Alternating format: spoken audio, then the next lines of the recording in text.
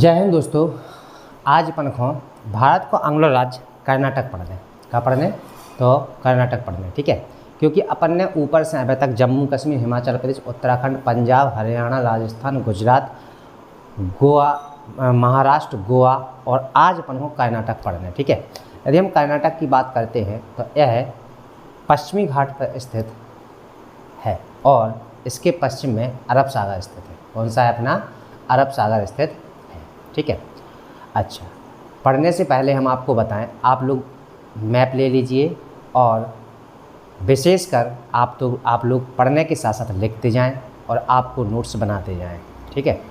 क्योंकि मैं लगभग पूरा बताता हूं तो उसको लिखना आपके लिए बहुत ज़्यादा अनिवार्य है, ठीक है।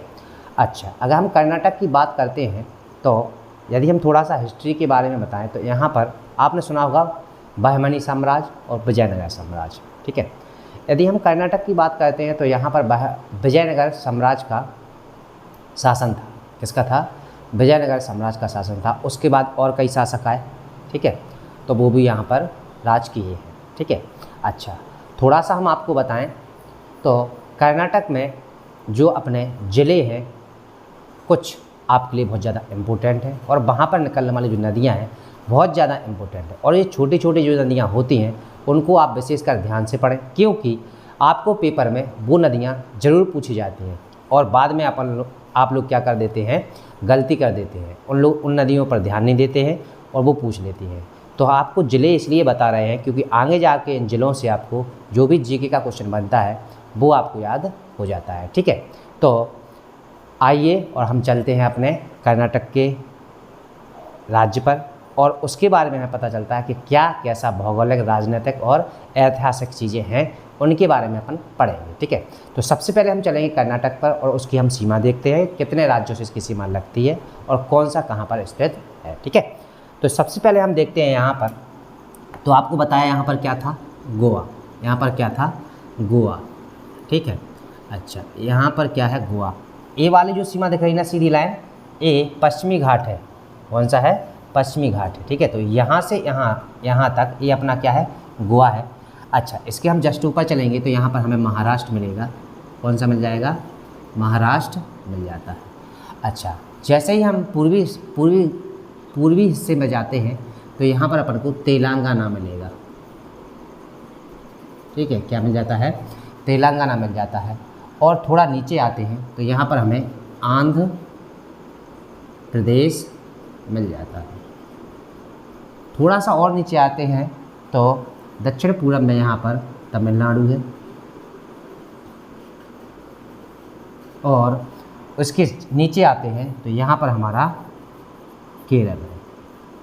तो हमने क्या देखा कि हमने कर्नाटक की सीमा कितने राज्यों से लगती है। एक बात का विशेष ध्यान देना, हम बोलते जो हैं उसको आप नोट ज़रूर करते जाना, क्योंकि इतना स्पेस नहीं रहता है कि इस पर हम लिख सकें, ठीक है। तो उसको ध्यान रखना और क्वेश्चन सुनते चलना। पेपर में पूछ लेते हैं कि कर्नाटक राज्य की सीमा कितने राज्यों से लगती है, ठीक है। और आपको बता दें तो यहाँ पर अरब सागर है। तो अपने राज्यों की संख्या बताएं तो नंबर 1 गोवा, महाराष्ट्र 2, तेलंगाना 3, आंध्र प्रदेश 4, तमिलनाडु 5 और केरल अपना 6 होता है, ठीक है। तो हमारे कितने ज़िले हो गए? 6 ज़िलों से इसकी सीमा लगती है, ठीक है। अच्छा, इसके बाद हम आगे चलते हैं तो ऊपर हमने देखा कि यहाँ पर ज़िले कौन कौन से हैं। तो सबसे पहले आपको क्या देखना है, यहाँ पर ऊपर सबसे ऊपर है अपना बीदर ज़िला। कौन सा है? बीदर ज़िला, ठीक है। बीदर से नीचे आगे तो यहाँ पर मिलेगा हमें गुलबर्गा ज़िला। कौन सा ज़िला मिल जाता है? गुलबर्गा ज़िला। गुलबर्गा के नीचे आएंगे तो यहाँ पर मिल जाएगा हमें क्या? रायचूर, ठीक है। इसके जस्ट ऊपर चलते हैं तो यहाँ पर मिलेगा हमें क्या? बेलगाम, ठीक है। अच्छा, इसके बाद बेलगाम के ऊपर यहाँ पर कौन सा है? तो बीजापुर, ठीक है। अच्छा, बेलगाम के नीचे चलते हैं तो यहाँ मिलेगा हमें क्या? धारवाड़। और धारवाड़ के नीचे जैसे ही आएंगे यहाँ पर तो यहाँ मिलेगा अपन को उत्तरी कन्नड़, ठीक है। उत्तरी कन्नड़ के हम जैसे ही नीचे आते हैं तो यहाँ पर मिल जाएगा हमें क्या, शिमोगा। ठीक है, शिमोगा के बाद आपको मिलेगा यहाँ पर क्या, उडुपी। ठीक है, उडुपी के नीचे क्या मिल जाएगा आपको, दक्षिणी कन्नड़। क्या मिल जाएगा, दक्षिणी कन्नड़। दक्षिणी कन्नड़ के हम बगल में चलते हैं तो यहाँ मिलेगा अपन को क्या, मैसूर। मैसूर के नीचे यहाँ चलते हैं तो यहाँ मिल जाएगा रामनगरम। ठीक है, और इसके बाद हम यहाँ पर चलेंगे तो यहाँ पर मिलेगा अपन को बेंगलुरु। बेंगलुरु। ठीक है, और बेंगलुरु के ऊपर यहाँ चलेंगे तो यहाँ मिल जाएगा अपन को कोलार। ठीक है, अब जैसे ही हम ऊपर चलते हैं तो यहाँ मिलेगा आपको चित्रदुर्ग, और चित्रदुर्ग के ऊपर अपना तो बल्लारी जिला। कौन सा है, तो बल्लारी जिला स्थित है। तो हमने देखा कि हमने कुछ कर्नाटक के इम्पोर्टेंट ज़िले देख लिए हैं, और ये ज़िले हमें क्यों याद करना पड़ता है, क्योंकि यहाँ से हमें जीके के क्वेश्चन मिलते हैं। यदि हमें इन ज़िलों का या इन स्थानों का पता चल जाएगा तो हम इनसे संबंधित कुछ जीके को कुछ टाइम तक अपने माइंड में रख सकते हैं, यानी दिमाग में हम रख सकते हैं। तो सबसे ऊपर हमें क्या मिला, गुलबर्गा, उसके बाद बीदर, सबसे ऊपर बीदर, उसके बाद गुलबर्गा, फिर उसके बाद बीजापुर, फिर बेलगाम, फिर धारवाड़। ठीक है, अच्छा ये सारे इम्पोर्टेंट हैं। अभी आपको पता चलेगा जब अपन भूगोल को यूनिट बाय पढ़ेंगे, तो राज्य से आप सीखते चलिए इन शब्दों को, और यूनिट पर आपको जब पढ़ाएंगे वहाँ पर आपको सारे ज़िले जो हैं इनका सबका यूज होगा। ठीक है, और ये सारे स्थान जो हैं आपको हिस्ट्री के लिए भी बहुत इम्पोर्टेंट होंगे। ठीक है, तो धारवाड़, इसके बाद उत्तरी कन्नड़, इसके बाद शिमोगा, इसके बाद उडुपी, उसके बाद कन्नड़, फिर मैसूर, रामनगरम, बेंगलुरु, कोलार, चित्रदुर्ग, बल्लारी और रायचूर। ये हमारे यहाँ के सारे ज़िले हो गए। ठीक है, अच्छा इसके बाद आएंगे हम कहाँ पर, तो यहाँ की नदियों पर आ जाएंगे। ठीक है, तो यहाँ की नदियों की बात करते हैं तो यहाँ पर एक नदी निकलती है जिसका नाम है करंजा। ठीक है, इसके बाद हम गुलबर्गा के नीचे आएंगे तो यहाँ पर हमें मिलेगी मुल्ला मरी। मुल्ला मरी। ठीक है, जैसे ही और नीचे आते हैं तो यहाँ मिलेगी बैनी थोड़। बैनी थोड़, सुनते चलना अगर दिखेगा नहीं तो। ठीक है, अच्छा बैनी थोड़ की एक सहायक नदियाँ है जिसका नाम है कंगना। क्या नाम है, कंगना। ये छोटी छोटी नदियाँ जो होती हैं इनको अपन को याद करके चलना है। ठीक है, अच्छा इसके बाद यहाँ एक नदी निकलती है भीमा। कौन सी नदी निकलती है, तो भीमा। और भीमा की एक सहायक नदी है मान, जो महाराष्ट्र से निकलती है और किस में मिल जाती है, तो भीमा में मिल जाती है। उसका नाम क्या है अपना, तो मान नदी है। ठीक है, इसके बाद हमने देखा यहाँ से अपनी एक नदी निकलती है जिसका नाम है क्या, तो कृष्णा। अच्छा, कृष्णा की एक सहायक नदियाँ है दोन। कौन सी है, दोन। ठीक है, अच्छा इसके बाद आपको बताया था हमने कि महाराष्ट्र से एक नदी निकलती है घाट प्रभा। कौन सी, घाट प्रभा, जो किसकी सहायक है अपनी, तो कृष्णा की सहायक है। और हमने क्या बोला था, कर्नाटक से निकलती है मालप्रभा। तो मालप्रभा किस में मिलती है, घाट प्रभा में, और घाट प्रभा जाके कहाँ मिल जाती है, तो कृष्णा में। ये वही अपनी मालप्रभा। जैसे ही हम थोड़ा और नीचे आते हैं तो यहाँ पर सिमोग जिला है, इसके पास से यहाँ से निकलती है एक नदी नेत्रावती। कौन सी नदी है, नेत्रावती नदी है। ठीक है, और इसके नीचे से निकलती है एक नदी शरावती नदी। कौन सी, शरावती नदी। याद करते चलना क्योंकि इन नदियों के बारे से, इन नदियों से क्वेश्चन बनते हैं। ठीक है, अच्छा यदि हम यहाँ बात करते हैं तो यहाँ थोड़ा समझना, छोटी छोटी नदियाँ हैं जो बहुत बड़ा काम करती हैं, तो सुनते चलना और समझते चलना। ठीक है, यहाँ पर एक नदी निकलती है तुंगा, और यहाँ पर एक नदी है भद्रा। ठीक है। तुंगा और भद्रा जहाँ मिल जाती हैं तो वहाँ पर तुंगभद्रा नाम को जलाशय बन जाता है। क्या बन जाता है? जलाशय बन जाता। और उसके बाद से यहाँ से तुंगभद्रा के नाम से निकलती है और कहाँ? कृष्णा में मिल जाती है। कहाँ मिल जाती है? कृष्णा में मिल जाती है। ठीक है। अच्छा, तुंगभद्रा की एक सहायक नदी है, यहाँ पर आप याद करना, हेमावती। कौन सी नदी है? हेमावती। और यहाँ पर एक नदी और निकलती है छोटी सी, वेदावती या वेदवती। ठीक है। अच्छा, इसके आगे हम थोड़ा और चलते हैं तो चित्रदुर्ग जिले के पास में एक नदी निकलती है हगेरी, जो पूछी जाती है, याद करना, हगेरी नदी कहाँ बहती है? तो ऐसा पूछ लेते हैं। तो ये अपनी आंध्र प्रदेश से निकलती है, कर्नाटक से निकलती है और आंध्र प्रदेश में चली जाती है। ठीक है। अच्छा, इसके बाद हम थोड़ा सा और नीचे आते हैं तो यहाँ पर आपकी नदी, एक नदी निकलती है, उसका नाम है क्या? कावेरी। कौन सी नदी है? कावेरी। ठीक है। अच्छा, कावेरी की एक सहायक नदी है, याद करना, सुवर्णावती। सुवर्णावती। और इसके ऊपर, कावेरी के ऊपर एक नदी और है, सिमसा नदी। कौन सी? सिमसा नदी। हो यहीं पर इस सिमसा नदी पे कौन सा है अपना? जलाशय, सिमसा जलाशय भी है।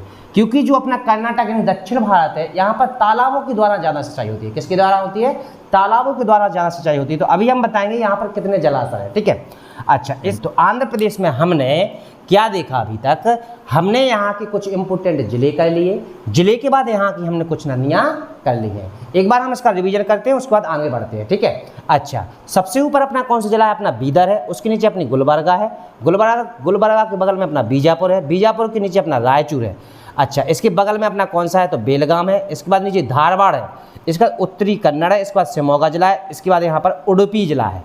इसके बाद दक्षिणी कन्नड़, उत्तरी कन्नड़ और दक्षिणी कन्नड़। ये जो उत्तरी कन्नड़ और दक्षिणी कन्नड़ है, इसकी सीमा से लेकर इसकी सीमा तक ही अपना अरब सागर लगता है। क्या लगता है? अरब सागर लगता है। क्योंकि यहाँ से अपना जो गोवा लग जाता है, फिर गोवा के बाद क्या लग जाता है? अपना महाराष्ट्र लग जाता है। ठीक है। अच्छा, दक्षिणी कन्नड़ हो गया था। उसके बाद अपना मैसूर, इसके बाद रामनगरम, इसके बाद अपना बेंगलुरु, इसके बाद कोलार, चित्रदुर्ग और बल्लारी। ये आपके यहाँ कुछ इंपोर्टेंट जिले हैं जो आपको याद करके चलना है। ठीक है। इसके बाद हमने क्या देखी थी? नदियाँ देख ली हमने। तो सबसे ऊपर करंजा नदी, उसके बाद मुल्लामारी नदी, उसके बाद बेनीथोड़ नदी। बेनीथोड़ की एक सहायक है, कौन सी है अपनी? तो कंगना नदी। याद करना ना, छोटे छोटे क्वेश्चन पूछे जाते हैं। ठीक है। तो कंगना नदी किसकी सहायक है? बेनीथोड़ की है। और ये कहाँ निकलती है? तो ये अपनी कर्नाटक में बहती है। ठीक है। इसके बाद हमने देखा था भीमा नदी। भीमा की एक सहायक है मान नदी। ये पेपर में पूछा जाता है कि मान किसकी सहायक नदी है, तो आपको याद करना है क्या? तो ये भीमा की सहायक है। और भीमा कहाँ बहती है अपनी? तो कर्नाटक में बहती है। ठीक है। इसके बाद हमने देखा था कौन सी नदी अपनी? कृष्णा नदी। यदि हम कृष्णा नदी की बात करते हैं तो इसकी एक सहायक नदी है दोन। कौन सी है? दोन नदी है। और वहाँ से हमने देखा था, हमने कल बताया था, जो महाराष्ट्र पढ़ाया था परसों, उसमें हमने बताया था घाट प्रवाह। घाट प्रवाह महाराष्ट्र निकलती है, माल प्रवाह कहाँ? कर्नाटक में मिलती है, कर्नाटक से मिलती है। घाट प्रवाह और माल प्रवाह मिलकर दोनों कहाँ पर मिल जाते हैं? तो कृष्णा नदी में मिल जाते हैं। ठीक है। अच्छा, इसके बाद हम कहाँ आ गए थे? थोड़ा सा और नीचे, तो यहाँ पर एक नेत्रावती निकलती है। इसके बाद यहाँ पर शरावती नदी निकलती है। इसके बाद जो अपनी है तुंगा और भद्रा, ये दो नदियां हैं जो तुंगभद्रा के नाम से जब मिलती हैं तो एक जलाशय का निर्माण करती हैं। उस जलाशय का नाम होता है क्या? तुंगभद्रा जलाशय या तुंगभद्रा झील के नाम से जाना जाता है। वहाँ से एक धारा के रूप में यह तुंगभद्रा के नाम से जानी जाती है और आगे जाकर किस में मिल जाती है? तो कृष्णा में मिल जाती है। इसके बाद आगे देखा था हमने, तो इसकी हेमावती एक सहायक है, किसकी? तुंगभद्रा की। और वेदवती, एक वेदवती नदी भी बहती है कहाँ पर अपनी? तो कर्नाटक में। इसके बाद हमने देखा हगेरी नदी। कौन सी है? हगेरी नदी। जब पेपर में पूछा होगा बेटा तो याद रखना, हगेरी नदी कहाँ बहती है पूछा गया था, तो ये अपनी कहाँ पर बहती है? तो कर्नाटक में बहती है। ठीक है। इसके बाद आए थे हम कहाँ पर? तो कावेरी नदी। कावेरी नदी अपनी कहाँ पर? कावेरी नदी अपनी दक्षिण कर्नाटक में बहती है और इसकी सहायक है एक सुवर्णावती और इसकी एक दूसरी सहायक कौन सी है? तो अपनी सिमसा नदी है। ठीक है। तो इस तरह हमने कुछ नदियाँ और कुछ जिले हमने याद कर लिए। और यहाँ पर आ जाएंगे अब थोड़ा सा राजनीतिक, प्राकृतिक और ऐतिहासिक चीज़ों को हम पढ़ेंगे। ठीक है। यदि हम कर्नाटक की बात करते हैं तो इसको 1956 में, कब? 1956 में मैसूर के नाम से स्थापित किया गया था। किसके नाम से? मैसूर के नाम से स्थापित किया गया था। याद करते चलना। इसके बाद इसको 1 नवंबर 1973 को कर्नाटक के रूप में स्थापित करा हुआ। किसके रूप में? कर्नाटक के रूप में स्थापित करा हुआ। तो इम्पोर्टेंट पॉइंट है, आप लोग याद करते चलना। 1956 में जब अपने भारतीय संघ का गठन हुआ था सब, तो उस टाइम पर इसको मैसूर के नाम से बनाया गया था। उसके बाद 1 नवंबर 1973 को इसका नाम कर्नाटक हो गया, यानी तब से क्या कहने लगे इसको? तो कर्नाटक कहने लगे। ठीक है, अच्छा इसके बाद हम बात करते हैं तो यहाँ की राजधानी, यहाँ की राजधानी क्या है अपनी? तो बेंगलुरु है। क्या है? तो बेंगलुरु है। ठीक है, इसके बाद यहाँ की हम यदि साक्षरता देखते हैं तो यहाँ की साक्षरता 75.4 है। ठीक है, और यदि यहाँ की हम भाषा की बात करते हैं तो यहाँ कन्नड़ तथा तमिल बोली जाती है। कौन सी भाषा बोली जाती है? तो तमिल भाषा बोली जाती है। ठीक है, इसके बाद यहाँ पर यदि हम घनत्व की बात करें तो यहाँ का घनत्व 319 वर्ग किलोमीटर है, प्रति वर्ग किलोमीटर है। ठीक है, तो ये हमने बेसिक जानकारी कर ली, और ये जानकारी जो दी जाती है आपको, ये 2011 की जनगणना के अनुसार दी जाती है। ठीक है, अच्छा इसके बाद यदि हम कर्नाटक में बात करते हैं आगे जाके, तो यहाँ पर कोलार तथा हट्टी, जो कोलार तथा हट्टी है ये सोने की खानें हैं। क्या है? सोने की खानें हैं। यानी कि आपको बता दें, अपने भारत में कर्नाटक से सोना निकाला जाता है। क्या किया जाता है? कर्नाटक से सोना निकाला जाता है। तो वो कौन सी खानें हैं, ये पेपर में पूछा जाता है। तो वो खानें हैं अपनी कौन सी खदानें? तो कोलार और हट्टी, ये दोनों इंपॉर्टेंट है, आप इनको याद करके चलना। तो कोलार और हट्टी जो खदानें वो कहाँ पर है? अपनी कर्नाटक में है। और यहाँ से क्या निकाला जाता है? तो यहाँ से सोना निकाला जाता है। ठीक है, इसके बाद यहाँ पर, इसके बाद यहाँ इन नदियों के अलावा भी कुछ नदियां और हैं जो आपको याद करके चलना है। ठीक है, तो उत्तर पेन्नेरू, दक्षिण पेन्नेरू और Palar. Very very most important है, याद करना। यानी इतनी सारी नदियों के बाद भी आपको उत्तर पेन्नेरू, दक्षिण पेन्नेरू और पालार नदियां भी यहाँ की याद करके चलना है। ठीक है, अच्छा इसके बाद यदि हम बात करें आगे, तो यहाँ पर हम्पी जो है, ठीक है, हम्पी बाली और सुग्रीव, किसकी? बाली और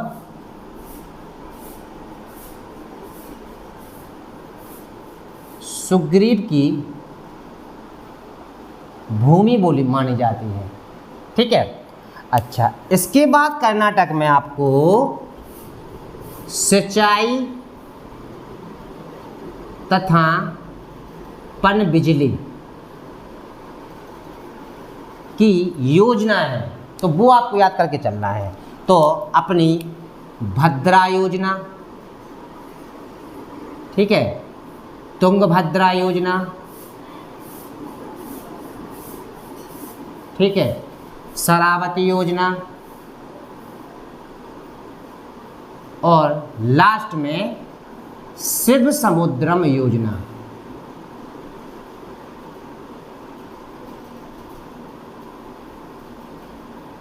ये 4 योजनाएं जो हैं कहाँ के? कर्नाटक की हैं, जहाँ से कर्नाटक के लोगों को बिजली और पानी की सुविधा प्राप्त होती है। ठीक है, अच्छा इसके बाद हम यदि इस स्टेट की बात करते हैं तो इसे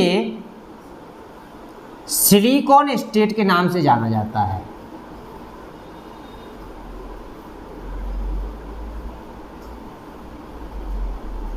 सिलिकॉन स्टेट के नाम से जाना जाता है। ठीक है, अच्छा इसके बाद आ जाएंगे हम कहाँ पर? सीधे बेंगलुरु पर।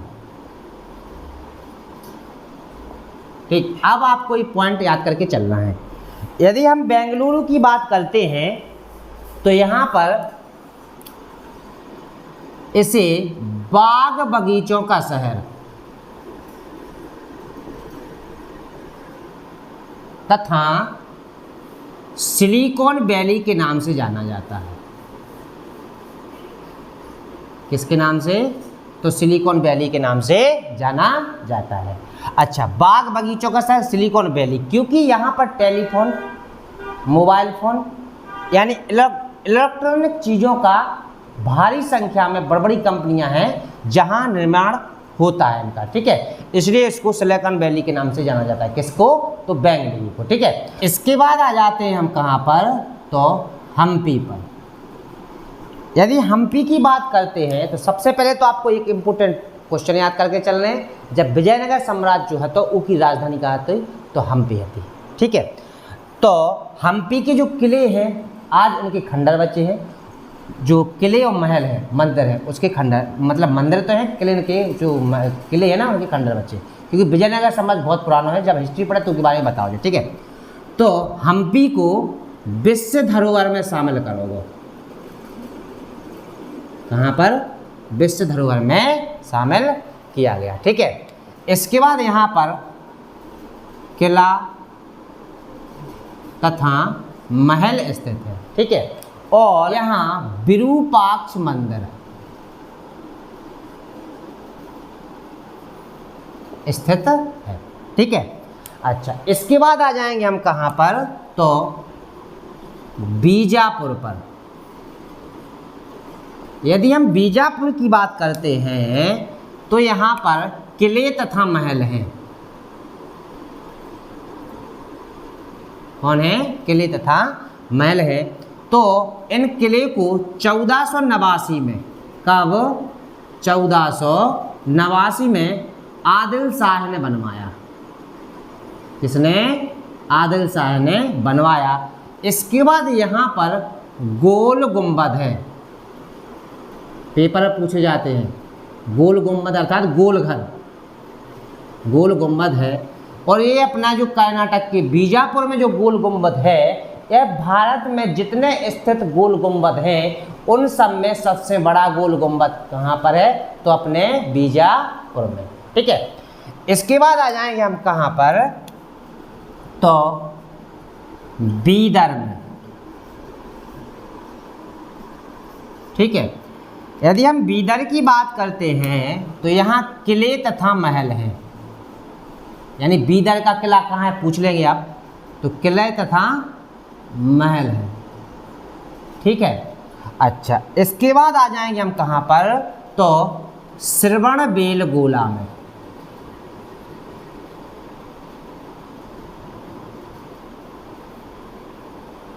यदि हम श्रवणबेलगोला की बात करते हैं तो यह है जैन धर्म की आस्था नगरी। क्या? आस्था नगरी कहलाती है। और यहाँ पर गोमतेश्वर की 17 फीट ऊंची एकाश्म मूर्ति है। 17.5 मीटर, यहाँ पर 17.5 मीटर ऊंची एकाश्म पत्थर की मूर्ति है, ठीक है। जिसे बाहुबली, भगवान बाहुबली के नाम से जाना जाता है। एक पेपर में पूछा जाता है। जो अपनी गोमतेश्वर की 17.5 मीटर ऊंची जो एकाश्म पत्थर की मूर्ति है, इसे भगवान बाहुबली के नाम से जाना जाता है, ठीक है। अच्छा, इसके बाद आ जाएंगे हम कहाँ पर? तो मैसूर में। यदि हम मैसूर की बात करते हैं तो इसे महलों का नगर बोलते हैं। महलों का नगर बोलते हैं। और यहाँ पर आपको पता होना चाहिए कि मैसूर टीपू सुल्तान और हैदर अली ने यहीं पर राज किया था, जो कर्नाटक में मैसूर है वहीं पर राज किया था। ठीक है, इसलिए इसे महलों की नगरी बोला जाता है। यहाँ पर महलें और किले स्थित हैं। ठीक है, इसके बाद यहाँ पर चंदन के कारखाने भी हैं, चंदन के कारखाने भी स्थित हैं। ठीक है, अच्छा इसके बाद आ जाएंगे हम कहाँ पर, व्हाइट फील्ड।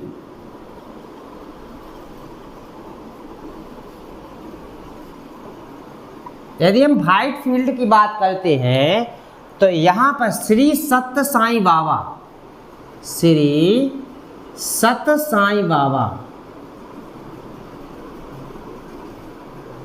का आश्रम है। ठीक है, इसके बाद यहाँ बन्नेरहट्टा एक स्थान है जहाँ पर वन्य जीव अभयारण्य है। क्या है, तो वन्य जीव अभयारण्य स्थित है। ठीक है, अच्छा इसके बाद आ जाएंगे हम कहाँ पर, नंदी हिल्स, नंदी हिल्स। यदि हम नंदी हिल्स की बात करते हैं तो यहाँ पर हमें टीपू सुल्तान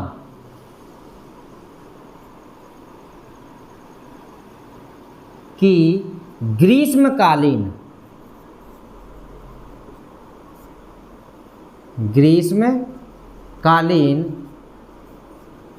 आराम गृह है। ठीक है, अच्छा इसके बाद आ जाएंगे हम कहाँ पर, अपना बादामी।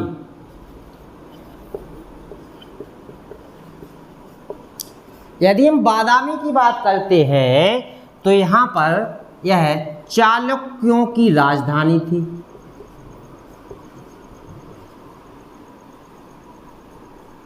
तथा यहाँ किला और महल है, महल थे।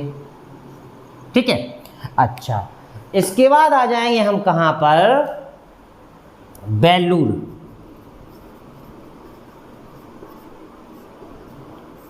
इम्पोर्टेंट पॉइंट है, याद कर लेना। तो यदि हम बेलूर की बात करते हैं तो यहाँ प्राचीन होयसाला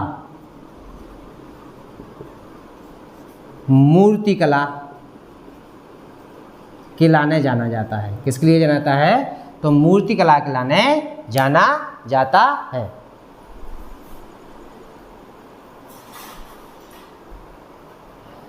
इसके बाद यहाँ हेलेवीड एक स्थान है जो होयसल राजाओं की राजधानी, होयसल राजाओं की राजधानी, किला तथा महल। ठीक है, अच्छा इसके बाद आ जाएंगे हम, अगला स्थान है अपना गोकर्ण। यदि हम गोकर्ण की बात करते हैं तो यह एक हिंदू तीर्थ है। ठीक है, यह है हिंदू तीर्थ है और यह एक समुद्री तट है, समुद्री तट खिलाने जाना जाता है। ठीक है, इसके बाद यहाँ जोग जलप्रपात,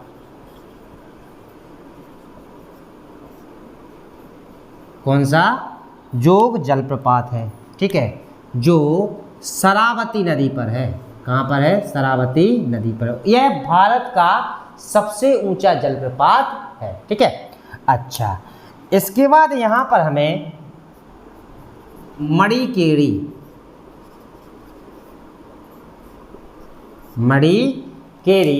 जहाँ पर हमें किला और महल स्थित है। ठीक है, अच्छा इसके बाद आ जाएंगे हम कहाँ पर, वृंदावन गार्डन। यहाँ पर क्या है, एक वृंदावन गार्डन है। ठीक है। यदि हम वृंदावन गार्डन की बात करते हैं तो यह जो अपना कृष्णा सागर बांध है ना, उसके पास में स्थित है। कृष्णा सागर बांध के पास में स्थित है, ठीक है। अच्छा, इसके बाद आ जाएंगे हम कहाँ पर, तो श्रीरंगपट्टनम। यदि हम श्रीरंगपट्टनम की बात करते हैं तो यहाँ टीपू प्लस हैदर अली की राजधानी, किला, महल तथा इम्पोर्टेंट टीपू सुल्तान की समाधि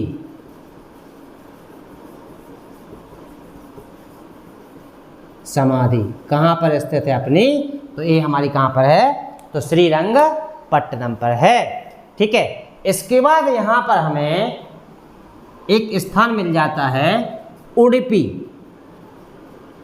यदि हम उडुपी की बात करते हैं तो यहाँ पर एक हिंदू तीर्थ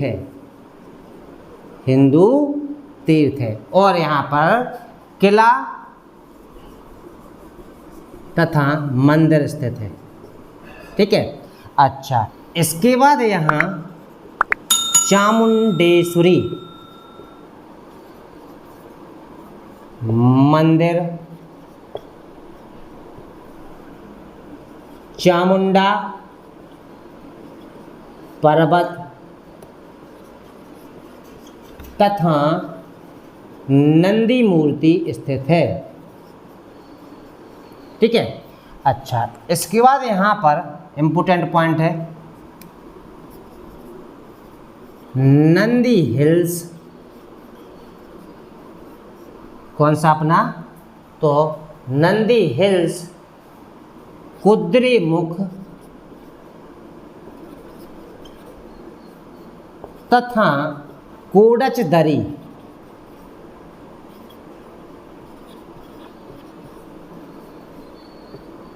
पर्वत है। क्या है यहाँ के जे, तो पर्वतीय स्थल है,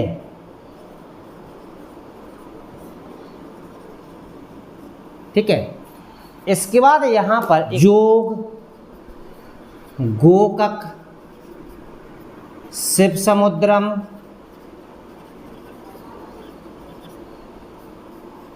सयोदी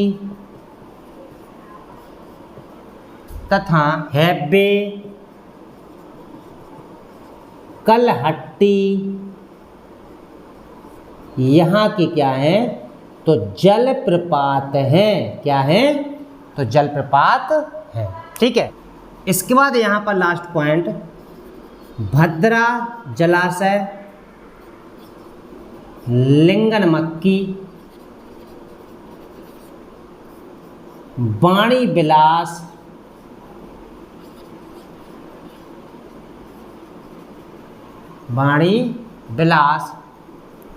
हरकन, मावे और सिरसा यहाँ के जलाशय हैं।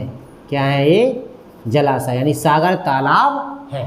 तो इस तरह हमने आज कर्नाटक की लगभग जानकारी देख ली है, ठीक है। अच्छा, तो अपन ने यहाँ पर आज कर्नाटक को ख़त्म कर दिया है। अब हम इसका एक बार रिवीजन करेंगे और आप लोग इसको देखते चलना और लिखते चलना और पढ़ते चलना, ठीक है। तो आपको बता दें कि आपको यहाँ रटना किसी को नहीं है, बस समझो थोड़ा सा, आप लोग पढ़ते चलो और आपको पता नहीं चलेगा कि आप कब भूगोल का 50% पार्ट निपटा चुके हैं, ठीक है। क्योंकि जब अपन भारत के सारे राज्यों को पढ़ लेंगे तो आपको 50% भूगोल का ख़त्म कर देते हैं, ठीक है। तो यहाँ पर अपना राज्य जो है कर्नाटक चल रहा था, तो इसको अपन देखते हैं अब क्या करेंगे, ठीक है। तो हमने क्या किया था, सबसे पहले यहाँ पर आपको बताएं तो सबसे पहले हमने क्या देखा था, यहाँ की सीमा देखी थी कर्नाटक की। तो कर्नाटक की सीमा हमारी कितने राज्यों से लगती है, तो महाराष्ट्र, तेलंगाना, आंध्र प्रदेश, तमिलनाडु, केरल और गोवा, यानी कि अपने 1 2 3 4 5 6 और 7, यानी कौन कौन, 1 2 3 4 5 और 6, यानी कितने हैं अपने 6। तो यहाँ की सीमा कितने राज्यों से लगती है कर्नाटक की अपनी, तो 6 राज्यों से। कितने से? 6 राज्यों से। 6 राज्यों के लगने के बाद हमने क्या देखा था यहाँ पर, यहाँ के ज़िले देखे थे, ठीक है। यहाँ यदि हम जिलों की बात करते हैं तो बीदर, गुलबर्गा, बीजापुर, रायचूर, बेलगाम, धारवाड़, उत्तर कन्नड़, शिमोगा, उडुपी, दक्षिणी कन्नड़, मैसूर, रामनगरम, बेंगलुरु, कोलार, चित्रदुर्ग और बल्लारी। इसके बाद हमने क्या देखा था, यहाँ पर आपको नदियाँ बताई थी। तो सबसे इम्पोर्टेंट ऊपर आप क्रम से करते चलो, हमारे साथ बोलते चलो, सबको समझ में आ जाएगा। इसके बाद ऊपर कौन सी नदी है सबसे ऊपर, तो करंज नदी। कौन सी है, तो करंज नदी। इसके बाद अपनी कौन सी है, तो मुल्ला मरी नदी है। इसके बाद बेनीथोड़ नदी है। इसके बाद है कौन सी अपनी कंगना। तो ये इंपॉर्टेंट है, पेपर में पूछी जाती है। कंगना नदी कहाँ प्रभावित होती है, तो आपकी कर्नाटक में प्रभावित होती है। इसके बाद है अपनी कौन सी भीमा, और भीमा की सहायक है मान। ये इंपॉर्टेंट है, ये पेपर में पूछी गई है, याद करते चलना, हम बताते चलेंगे कौन सा पूछा जाता है। तो भीमा की सहायक है मान, और भीमा किस में मिल जाती है, तो आगे जाके कृष्णा में, ठीक है। अच्छा, इसके बाद मिली थी हमें कृष्णा। घाट प्रभाव और माल प्रभाव मिलकर कहाँ पर मिल जाती है, कृष्णा में। और इसकी एक नदी है सहायक है कृष्णा की, दोन। कौन सी है, तो दोन नदी है, ठीक है। अच्छा, इसके बाद हम आपको बता दें, थोड़ा नीचे आए थे तो यहाँ मिली थी हमें Netravati. Very very most important नदी है, पूछ लेते हैं नेत्रावती नदी कहाँ बहती है, तो अपनी कर्नाटक में। और शरावती नदी, ये भी इंपॉर्टेंट है, पेपर पूछ जाती है, क्योंकि ये तो बहुत ही इंपॉर्टेंट है, क्योंकि यहाँ पर जोग जलप्रपात है, जो महात्मा गांधी जलप्रपात, उसी को बोला जाता है महात्मा गांधी जलप्रपात, ठीक है। तो शरावती नदी पे, और शरावती नदी कहाँ पे अपनी, तो कर्नाटक में। इसके बाद हमने देखा था तुंगा और भद्रा 2 नदियाँ हैं बेटा, जो मिलकर एक जलाशय का निर्माण करती है, और आगे जाके तुंगभद्रा के नाम से चली जाती है, ठीक है। अच्छा, इसके बाद हमने देखी थी कौन सी, तुंगभद्रा की एक सहायक हेमावती देखी थी, एक अपन ने वेदवती देखी थी, ठीक है। इसके बाद एक हगेरी नदी है, जो पेपर में पूछोगा कि हगेरी नदी कहाँ प्रभावित होती है, तो अपनी कर्नाटक में, ठीक है। इसके बाद हम कहाँ पे आए थे, कावेरी पे। तो कावेरी की एक सहायक है कौन सी, अपनी स्वर्णावती, एक अपनी सिमसा, और सिमसा जलाशय यहीं पर है, ठीक है। इसके बाद हम आ गए थे कहाँ पर, तो यहाँ पर। यदि हम यहाँ पर आए थे तो सबसे पहले हमने क्या देखा था कि 1956 में मैसूर की स्थापना भई थी, और कर्नाटक को मैसूर के नाम से जाना जाता है। इसके बाद 1 नवंबर 1973 को कर्नाटक के नाम से जाना लगा, ठीक है। इसके बाद राजधानी इसकी कहाँ है बेटा, तो बेंगलुरु। इसको सिलिकॉन वैली के नाम से जाना जाता है। इसकी साक्षरता 75.4 है। भाषा है कन्नड़ और तमिल है, ठीक है। इसके बाद हमने देखा था घनत्व 319 वर्ग किलोमीटर प्रति वर्ग किलोमीटर। यहाँ पर कोलार तथा हट्टी 2 सोने की खदानें हैं, जो इंपोर्टेंट है, पेपर में पूछ जाती हैं। सोने की खदानें कर्नाटक में कौन कौन सी हैं, तो कोलार और हट्टी। इसके बाद यहाँ पर और भी नदियाँ हैं, उत्तर पेन्नेरू, दक्षिण पेन्नेरू और पालार। ये आपके लिए बहुत ज़्यादा इंपॉर्टेंट है, पेपर में पूछा जाता है, ठीक है, कि पालार नदी कहाँ पर बहती है, तो ये बहती है अपनी कहाँ पर, तो कर्नाटक में। इसके बाद आ गए थे हम कहाँ पर, और आगे तो हम्पी विजयनगर साम्राज्य की राजधानी थी, हमने बता दिया है। इसके बाद बाली और सुग्रीव की भूमि को नाम से भी को जाना जाता तो हम्पी को, ठीक है। इसको सिंचाई और पनबिजली योजनाएं यहाँ की कौन कौन थी, तो हम आपको बता दें कि भद्रा, तुंगभद्रा, शरावती और शिव समुद्रम योजना, ये जो शिव समुद्र हैं, यहाँ की पनबिजली और सिंचाई परियोजनाएं थी, ठीक है। अच्छा, इसके बाद आ जाते हैं हम कहाँ पर, सिलिकॉन स्टेट के नाम से किसको जाना जाता है, तो अपना कर्नाटक को। इसके बाद बेंगलुरु में क्या था, बाग बगीचों का शहर, इसको क्या बोला जाता है, बाग बगीचों का शहर बोला जाता है, तथा इसे सिलिकॉन वैली के नाम से जाना जाता है। क्यों जाना जाता है, हम बता चुके, ठीक है। इसके बाद आए थे हम कहाँ पर, हम्पी में आपको बता दें हम, तो यहाँ पर विश्व धरोहर के रूप में इसे शामिल करोगे, ठीक है। अच्छा, इसके बाद यहाँ पर किला भी है, महल भी है, और विरूपाक्ष मंदिर है शंकर जी को, इंपोर्टेंट है, पेपर में पूछे जाते हैं, ठीक है। इसके बाद आ जाएंगे हम कहाँ पे, बीजापुर में। अगर बीजापुर की बात करते हैं तो किले महल हैं। यहाँ 1489 में आदिल शाह ने यहाँ पर किले बनवाए। और इसके बाद यहाँ पर गोल गुम्बद है, जो भारत का सबसे बड़ा गोल गुम्बद कहाँ पर है, तो अपना यहीं पर है, कर्नाटक के बीजापुर में है, ठीक है। अच्छा, इसके बाद आ जाएंगे हम कहाँ पर, तो बीदर पर। बीदर में किले और महल, तो बीदर का किला कहाँ पर स्थित है आपको बताना पड़ेगा, तो कर्नाटक में। इसके बाद Shravana Belagola, very very most important है, ये इसे जैन धर्म की आस्था नगरी बोला जाता है। यहाँ गोमतेश्वर की 17.5 मीटर की एकाश में पत्थर की मूर्ति है, और इसे भगवान बाहुबली के नाम से जाना जाता है, ये पेपर में आपसे पूछ लेते हैं। इसके बाद मैसूर की बात करते हैं तो इसे महलों का नगर बोला जाता है, और यहाँ चंदन के कारखाने। इसके बाद व्हाइट फील्ड एक स्थान है जहाँ श्री सत साईं बाबा का आश्रम है। क्या है, श्री सत साईं बाबा का आश्रम है, ठीक है। इसके बाद अपना कौन सा, बन्नेरहट्टा, इंपोर्टेंट है, पेपर में पूछा जाता है कि बन्नेरहट्टा वन्यजीव अभ्यारण्य कहाँ का है, तो आपको आंसर में क्या देना पड़ेगा, कर्नाटक है। इसके बाद यहाँ पर नंदी हिल्स है, जो नंदी हिल्स है वहाँ टीपू सुल्तान अपने ग्रीष्मकालीन समय में आराम के लिए जाया करता था, वहाँ पर आराम बिताता था, समय बिताता था। इसके बाद यहाँ पर बादामी, जो चालुक्यों की राजधानी थी। इसके बाद यहाँ पर किले तथा महल स्थित है, ठीक है। इसके बाद है बेल्लूर। बेल्लूर बेटा प्राचीन होयसाला मूर्ति कला के अंदर यहाँ पर बेल्लूर इंपोर्टेंट है। बेल्लूर स्थान इंपोर्टेंट है, याद कर लेना कहाँ पर है अपना, तो कर्नाटक में। इसके बाद है हैलीबीड। हैलीबीड जो है अपना होयसल राजधानी और किला यहाँ पर और महल भी स्थित है। इसके बाद आए थे हम गोकर्ण। गोकर्ण एक स्थान है जहाँ हिंदू तीर्थ स्थान के रूप में जाना जाता है। इसके बाद यहाँ यह समुद्र तट के रूप में है, यानी समुद्र तट के रूप में जाना जाता है। इसके बाद यहाँ पर जोग जलप्रपात है जो किस नदी पे, शरावती नदी पे है और भारत का सबसे ऊंचा है।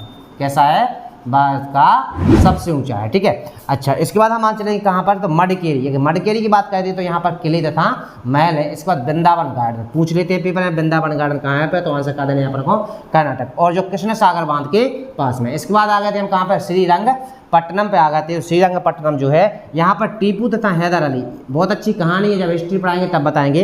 तो टीपू तथा हैदर अली की राजधानी थी। यहाँ पर किले तथा महल है और यहाँ पर टीपू सुल्तान की क्या थी, तो समाधि। इसके बाद आ गए थे अपन उडुपी पर। उडुपी जो है हिंदू तीर्थ है, यहाँ पर क्या है, हिंदू तीर्थ है और एक किला और मंदिर है। इसके बाद चामुंडेश्वरी मंदिर भी है, यहाँ पर चामुंडा पर्वत भी है और नंदी मूर्ति है। नंदी मूर्ति पेपर में पूछी जाती है, इंपोर्टेंट है, कहाँ पर स्थित है, तो अपने कर्नाटक है। इसके बाद आ गए थे हम नंदी हिल्स, कुद्रेमुख और कोडचदरी, यहाँ की पर्वतीय स्थल है, इंपोर्टेंट है। कुद्रेमुख चोटी, अब आगे पता चले पढ़े अपन तो सब पता चले, ठीक है। तो यहाँ पर आप देखते चले थोड़ा सा।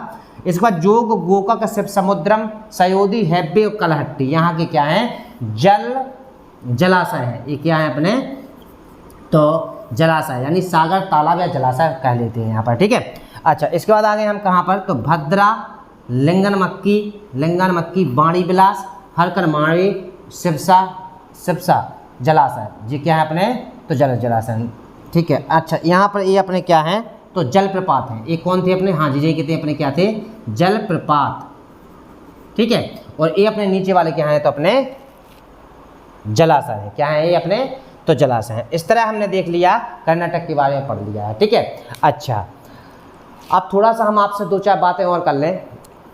पढ़ने से पहले आपको एक बात और बता दें, यदि आप एक एक